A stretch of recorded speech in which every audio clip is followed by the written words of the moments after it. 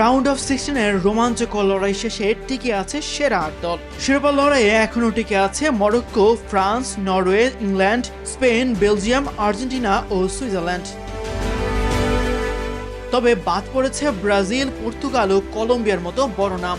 সেই সাথে টানা 3 দিনে বিশ্বমঞ্চ থেকে বিদায় নিয়েছে 3 আয়োজক দেশ কানাডা, মেক্সিকো ও যুক্তরাষ্ট্র। তাছাড়া লড়াই করেও বাদ পড়েছে প্যারাগুয়ে ও মোহাম্মদ সালাহর মিশর। মোজো বিরাট কারবার, জিতে নাও ফ্যামিলি কার, স্পোর্টস বাইক ছাড়াও লক্ষ লক্ষ নিশ্চিত গিফট। এবার অপেক্ষা কোয়ার্টার ফাইনালের নাটকীয় লড়াই। প্রথম ম্যাচে বোস্টনে 2বারের বিশ্ব চ্যাম্পিয়ন ফ্রান্সের প্রতিপক্ষ আফকন জেতা মরক্কো। বেলজিয়ামের মুখোমুখি হবে এবারের আসরের অন্যতম ফেভারিট স্পেন। অন্যদিকে মায়ামি স্টেডিয়ামে ইংল্যান্ড লড়বে ব্রাজিলকে বাদ করা আর্লিং হল্যান্ডের নরওয়ের সাথে। আর কোয়ার্টার ফাইনালের শেষ ম্যাচে বর্তমান চ্যাম্পিয়ন আর্জেন্টিনার প্রতিপক্ষ কলম্বিয়াকে টাই ব্রেকারে হারানো সুইজারল্যান্ড।